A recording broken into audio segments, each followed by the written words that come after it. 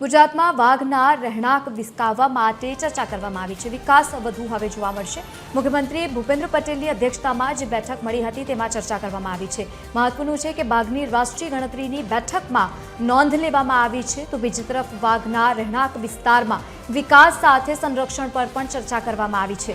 રાજ્યમાં જેસોર રેન્જ અભયારણ્યના વિકાસ માટે પણ ચર્ચા કરવામાં આવી છે। નોંધનીય છે કે સિંહના વર્તમાન વિસ્તારો સાથે નવા વિસ્તારો પર પણ ચર્ચાઓ તેજ થઈ છે। વાઇલ્ડ લાઇફ બોર્ડમાં ચર્ચા સાથે ચાલી રહેલા કામો કરવા માટે પણ નિર્ણય લેવામાં આવ્યો છે।